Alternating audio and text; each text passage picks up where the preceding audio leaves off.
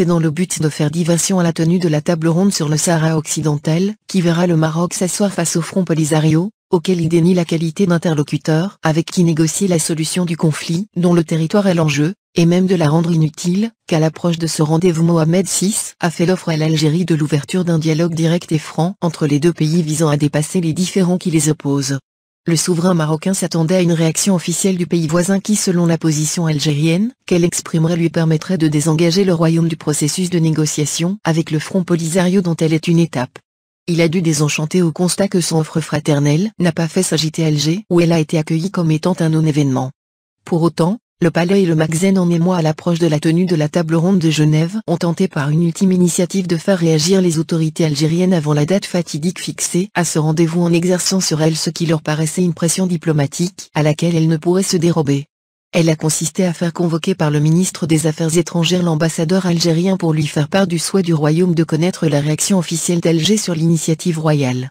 Le 6 décembre prochain, une délégation représentant les plus hautes autorités de la République arabe sahraoui démocratique et des représentants du Maroc doivent se retrouver dans la capitale helvétique, pour entamer des pourparlers devant permettre de débloquer le plan de règlement du dossier du Sahara occidental. La décision a été arrêtée par le Conseil de sécurité de l'ONU sur la base du rapport fourni par le représentant spécial de l'institution onusienne chargé de cette affaire. L'Algérie mais aussi la Mauritanie ont été invités à prendre part à cette rencontre. Comme Nouakchott, Alger a répondu favorablement à cette invitation que Rabat veut, cependant, transformer en pourparlers bilatéraux avec les représentants algériens. Un fait que les autorités du pays ont rejeté catégoriquement à 2 reprises différentes, indiquant que les discussions ne pouvaient se dérouler avec un pays observateur et se substituer ainsi à la partie concernée, les Sahraouis.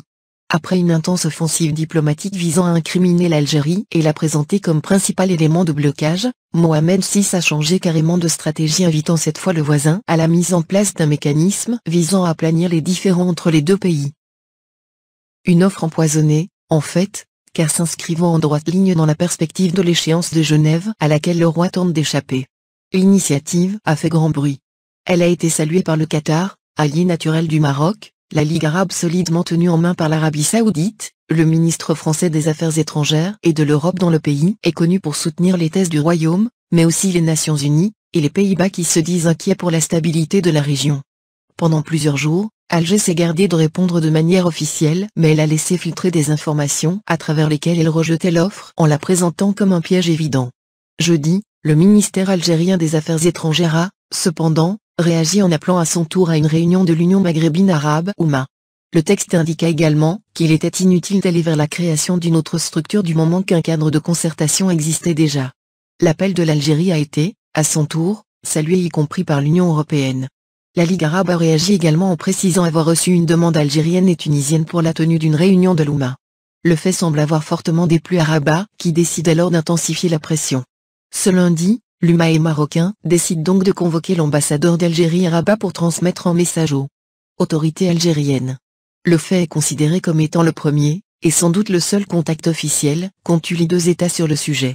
Un communiqué du UMAE marocain le confirme déjà, cette rencontre, fait-il savoir, intervient après plusieurs démarches, formelles et informelles, entreprises vainement, 10 jours durant, afin d'établir un contact avec les autorités algériennes à un niveau ministériel. Tel que présenté, le texte confirme également toutes les informations non vérifiées ayant circulé ces derniers temps et faisant état d'un véritable forcing marocain en direction des institutions algériennes mais aussi de la classe politique. Une fin de non-recevoir a été toutefois signifiée par cette dernière après les appels lancés par le Parti pour la justice et la démocratie, PJD, marocain. La convocation de l'ambassadeur d'Algérie à Rabat demeurait, de ce fait, la seule voie possible d'évoquer officiellement une question qui ne semble pas intéresser Alger. Le communiqué marocain précise, d'ailleurs, que cette entrevue a permis de réitérer le souhait du Maroc de connaître la réaction officielle des autorités algériennes au mécanisme politique de dialogue et de concertation avec l'Algérie. Il évoque, ensuite, la réaction de la Ligue arabe et émet des doutes quant au résultat d'une réunion des ministres intermaghrébins (OUMA) si cette dernière n'est pas précédée de contacts bilatéraux.